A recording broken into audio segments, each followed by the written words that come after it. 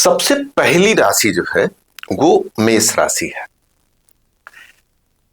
और काल पुरुष की पहली राशि है। साथ में अग्नि तत्व की राशि है, मंगल इसका स्वामी है और इसका जो प्रतीक है वो मेढा है जिसके पास सींग है, उसके 4 पैर हैं। हमारे ऋषियों ने जो प्रतीक चिन्ह दिए हैं वो ऐसे नहीं दे दिया, उसके पीछे कई कारण हैं। इन सभी कारणों को जब आप समझने लगते हैं, महसूस करते हैं, तो आपको ज्योतिष में प्रिडिक्शन करना सबसे आसान होता है। जैसे एक एग्जाम्पल लेते हैं। सबसे पहली चीज मैंने कहा, मेष राशि काल पुरुष की पहले नंबर की राशि। तो इस राशि की सबसे बड़ी खासियत होगी कि ये जहां पे होगी, कहां पे होगी मतलब किसी की कुंडली में जिस भाव में होगी, पहले, दूसरे, तीसरे, 5वें, 9वें, 10वें, 12वें, उन घरों के जो कारकत्व होंगे उनमें वो पहले नंबर पे आने का प्रयास करेगा। अगर पंचम में ये राशि है, धनु लग्न में अगर ये पंचम में है, तो ऐसे लोग कोशिश करते हैं कि हम प्रेम में, हम अपनी क्लास में, हम अपनी एजुकेशन में अपने आप को पहले नंबर पर ले आए। क्यों? क्योंकि मेष पहले नंबर की राशि। मेढ़ा होता है, मेढ़े को आप देखेंगे वहां पे ऐसा कोई चित्र नहीं बना है जो ऋषियों ने देखा। ऋषियों ने जिस जानवर से उसको जोड़ा है, उसके जोड़ने के पीछे रीजन ये रहा, उस जानवर के द्वारा उस राशि के गुणों को अधिक से अधिक व्यक्त किया जाए। जैसे मेढ़ा है, उसके पास 2 सींग है। सींग का मतलब क्या है? सींग का साफ साफ मतलब है कि आप हमको छेड़ेंगे तो हम आपको जरूर उसका रिजल्ट देंगे या प्रतिक्रिया देंगे। तो मेष राशि जिसकी कुंडली में जहां पे भी पाया जाएगा, उस हाउस से रिलेटेड जातक आदमी को प्रतिक्रिया प्रदान करेगा। जैसे मान लीजिए कोई तुला लग्न का आदमी है, तो तुला लग्न के सप्तम में मेष राशि आती है, तो डेफिनेटली मान के चलिए कि उनकी पत्नी, जिसकी तुला लग्न होगी, उनकी पत्नी एग्रेसिव होंगी। अगर आप उनको छेड़ेंगे तो वो आपको आज नहीं कल आपको प्रतिक्रिया प्रदान करेंगे और वो पहले आने के लिए, अपने आप को स्पेशल बनाने के लिए थोड़ा सा प्रयासरत रहेंगे। साथ में मेढ़ा है, वहां पे सींग है, तो ऐसे लोगों में आदत होती है वो कोई न कोई वेपन अपने पास रखने की कोशिश करते हैं। पुरुषों में वेपन रखने की आदत ज्यादा होती है, नहीं कुछ रखेंगे तो गाड़ी में हाकी, डंडा, इस तरह। वहीं पर औरतों को देखा जाए तो कुछ नहीं तो छोटी सी चाकू ही अपने पास रखती है सुरक्षा की दृष्टि से। तो मेष राशि जहां पे भी रहेगा, पहला आने का भाव उसके अंदर होगा। साथ में उसके अंदर एक सोच होती है कि हम किसी भी काम को करें तो पूरी मेहनत के साथ करें। क्यों? क्योंकि मेढ़े के पास 4 पैर है, चतुष्पाद राशि इसको कही जाती है। जब चतुष्पाद राशि कोई होती है तो उसके अंदर मेहनत करने की सोच होती है। तो जैसे एग्जाम्पल मैंने दिया, पंचम में मेष राशि, तो मेहनत करने की आदत होगी, सोच होगी, थकेगा नहीं। वहीं पर तुला लग्न की हमने बात कही, पत्नी के अंदर मेहनत करने की एक सोच होगी। इस तरह से मेष राशि, देखिए कोई भी राशि है, ऐसे हम 12 राशियों पे बात करेंगे, लेकिन पहली राशि है, इसको समझना होगा कि हमारे ऋषियों ने किसी भी प्रतीक को दिया है तो उसके पीछे क्या सोच रहे। तो मेष क्या है? पहले नंबर की राशि है। पहले का मतलब आपने समझ लिया। अब यही राशि चतुष्पाद है। चतुष्पाद मतलब हार्ड वर्क, ज्यादा से ज्यादा मेहनत करना। मंगल इसका स्वामी है और अग्नि तत्व की राशि है, चर स्वभाव की। अब विषय उठता है कि चर का क्या मतलब है, अग्नि का क्या मतलब है, मंगल का क्या मतलब है।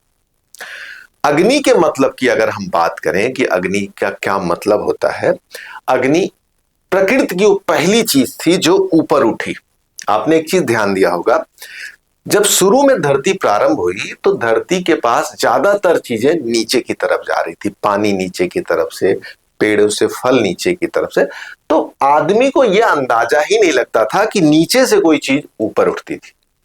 तो सबसे पहले अगर किसी चीज को देखा किसी ने ऊपर उठते हुए तो अग्नि को पाया कि जो जलने के बाद ऊपर उठती थी। तो हमेशा आप ध्यान रखिएगा कि जिसके जिस हाउस में मेष राशि होगी वो हमेशा विकास की तरफ भागने की कोशिश करेगा। ऐसे लोगों के जीवन में एक सोच होती है कि मैं उस क्षेत्र में ऊपर उठूं। जैसे पंचम में है तो एजुकेशन के माध्यम से उठूं, चौथे में है तो घर गाड़ी के माध्यम से अपने चीजों से हम ऊपर उठें। अगर थर्ड हाउस में है तो बातचीत से, अपने मित्रों से, अपने भाइयों से, पब्लिक कन्वर्सेशन से मैं ऊपर उठने का प्रयास करूं। अग्नि के और भी गुण होते हैं, जैसे सोना है उसको गला के अंगूठी बना दी जाती है, आटा है उसको गूथा जाता है, अग्नि पर उसको जलाकर पकाकर उसको हम रोटी बना देते हैं। किसी भी चीज के रूप को बदलने में अग्नि सबसे इंपॉर्टेंट होती है। तो जिन घरों में मेष राशि होती है उन घरों का रूप कन्वर्ट करती है। जैसे पंचम में अगर आके मेष राशि है तो ऐसे लोग अपने बच्चों को, अपने प्रेम को, अपने एजुकेशन के रूप को बदलते हैं। जैसे उनके घर में परंपरागत से जो एजुकेशन चला आ रहा है उस एजुकेशन से थोड़ा वो ऊपर उठेंगे, अगर पंचम में है। अगर थर्ड हाउस में है तो मित्रों के संबंध में, पब्लिक कन्वर्सेशन के संबंध में वो अपने आप को ऊपर उठाएंगे। ये अग्नि के गुण पाए जाते हैं। इस तरह से इनको अलग अलग एक्सप्लेन करके देखा जाता है। इन्हीं को अगर मिलाया जाए तो क्या होगा? जैसे अब चर है, चर और अग्नि मिल जाए। सबसे पहले हम चर पे बात करते हैं। चर मतलब मूवमेंट होता है। जहां पे ये राशि रहेगी उस राशि से संबंधित एक मूवमेंट होगा। पंचम, जैसे मैंने कहा, पंचम का मतलब मूवमेंट आया तो पंचम से हम संतान देखते हैं, ज्ञान देखते हैं, प्रेम देखते हैं। मूवमेंट का मतलब होता है जीवंतता, मतलब उस घर में आपको जीवंतता दिखेगी। मूवमेंट वाली जो राशियां होती हैं वो अपने आप का प्रेजेंटेशन करती है। भाई आप कहीं बैठे हुए हैं एकदम शांत चुप बैठे तो आपको लोग नहीं जान पाएंगे, लेकिन अगर आपने बातचीत की, आपने टहला घूमा, आपने आपको अभिव्यक्त किया तो तब आपके बारे में लोग आसानी से जान पाते हैं। तो जहां पे मेष राशि रहेगी वहां पे आपको लोग जान पाएंगे। अब उसमें अग्नि मिला दीजिए तो जो आप नई चेंजेस कर रहे हैं उसमें मूवमेंट है, इसका मतलब आपके नए चेंज को लोग जानेंगे। आपके थर्ड हाउस में मेष राशि है, अग्नि तत्व की राशि है, तो आप जो स्टेटमेंट देने वाले हैं, जो बोलने वाले हैं, वो पब्लिक में बात जाएगी, लोग उसको जानेंगे, उसको सुनेंगे, उसको समझेंगे, उनके तक बात जाएगी। अग्नि तत्व की कमी और होती है, उनकी चीजें लोगों को चुभती हैं। क्यों चुभती हैं? आपने देखा होगा सूरज जब निकलता है अपने प्रचंड पे या आग जलती है तो लोग थोड़ा एक कदम पीछे आते हैं और ऐसे करते हैं, आंख पे लगाते हैं। क्यों लगाते हैं? क्योंकि चमक की अपनी एक धाह होती है। तो मैंने देखा है कि जिस हाउस में ये राशि रहती है उस हाउस से संबंधित रिलेटेड लोगों को थोड़ी सी पीड़ा देखने को मिलती है। जैसे सप्तम में है तो आपके जीवन साथी को लेकर, पंचम में है तो आपके प्रेम और बच्चों को लेकर, चतुर्थ में है तो आपके घर को लेकर, दसम में है तो आपके कर्म को लेकर, 11th में है तो आपकी इच्छा पूर्ति को लेकर। इस तरह से ये राशि जहां पे भी रहती है उस हाउस से रिलेटेड लोगों के अंदर थोड़ी सी बेचैनी देखी जाती है। मंगल इसका स्वामी है। देखिए कभी भी प्रिडिक्शन के तरीके का ध्यान रखिएगा, सबको अलग अलग समझना फिर उसको मिलाना, मिला के एक सूत्र पर ले जाकर पहुंचाना, ये एक कला होनी चाहिए। अगर आप भागे, आप एक एक स्टेप पे नहीं रुके तो आप अच्छा प्रिडिक्शन कभी नहीं कर पाएंगे। और ध्यान सुनिए, ये जो स्टेप्स होते हैं इन्हीं के द्वारा हम महादशाओं में जाते हैं, इन्हीं के द्वारा हम गोचर में जाते हैं। ये जो इनके स्टेप्स होते हैं इन्हीं को हम महादशाओं में ज्यादा अच्छे से यूज कर पाते हैं। देश काल परिस्थिति के अकॉर्डिंग इनको हम समझ पाते हैं। अब आगे बढ़ते हैं, मंगल को कंसीडर करते हैं। मंगल मतलब सेनापति, मंगल मतलब शिवपुत्र, मंगल मतलब रक्त, मंगल मतलब ताकत, मंगल मतलब जो ना हारे। अब मेष राशि जहां पे होगी उनके अंदर सबसे बड़ी चीज है कि एक समझ होगी, एक सोच होगी। हमने देखा है बहुत बार मेष राशि वालों की जब शादी होती है तो शादी के बाद वो जमीन जरूर खरीदते हैं। अगर उनके फोर्थ हाउस में मेष राशि है तो मां के द्वारा, घर के द्वारा, घर का सुख, घर में पुश्तैनी जमीनें इनको प्राप्त होती है। यही मेष राशि अगर 10th हाउस में होती है तो प्रॉपर्टी से जुड़ा हुआ काम, अग्नि से जुड़ा हुआ काम ये लोग करते हैं, एग्रेशन से जुड़ा हुआ।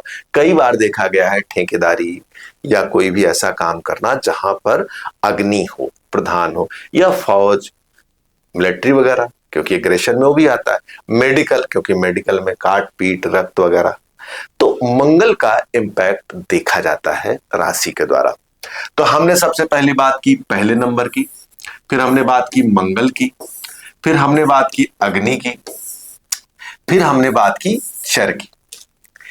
इस तरह से जब हम एक एक राशियों को तोड़ते हैं, समझते हैं, महसूस करते हैं तो उसके बारे में जान पाते हैं।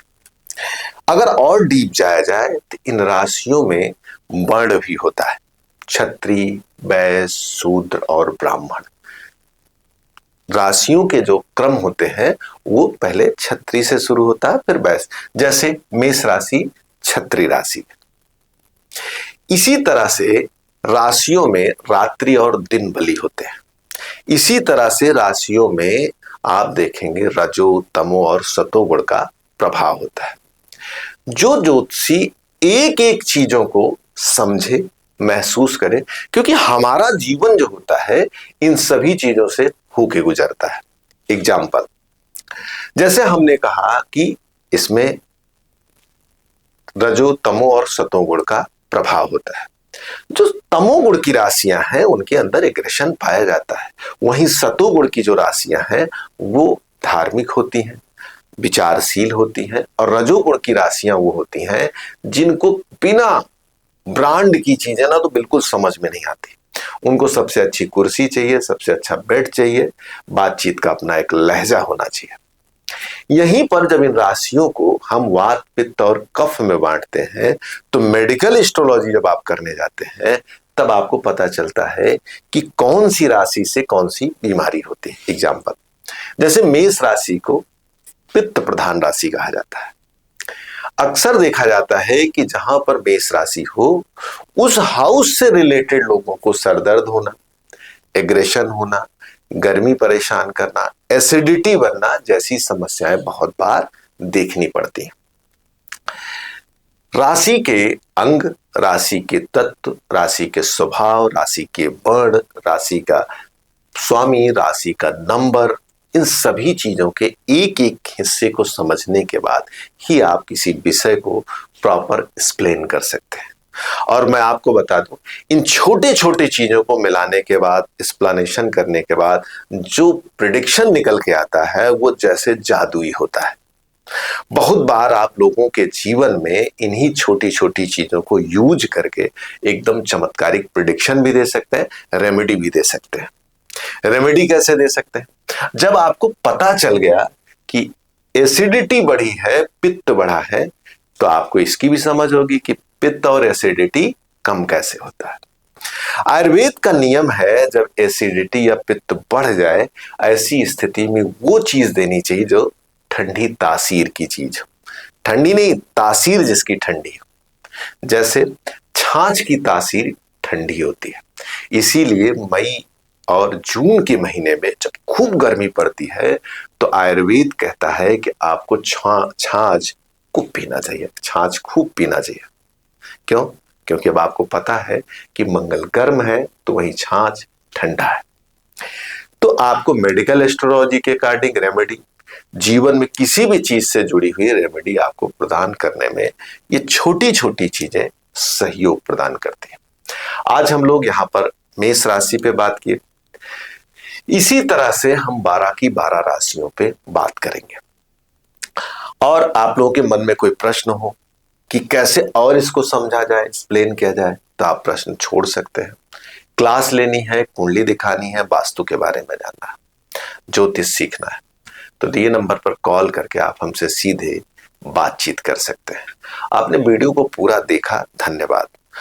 केवल देखिए मत, इस पे काम करिए, इसको एक एक स्टेप को महसूस करिए। बीच बीच में कभी कभी फ्री वेबिनार वगैरह हमारा आता रहता है, उसको ज्वाइन करिए, जिससे आप सीधे हमसे कनेक्ट हो पाएंगे अपने प्रश्नों को लेकर।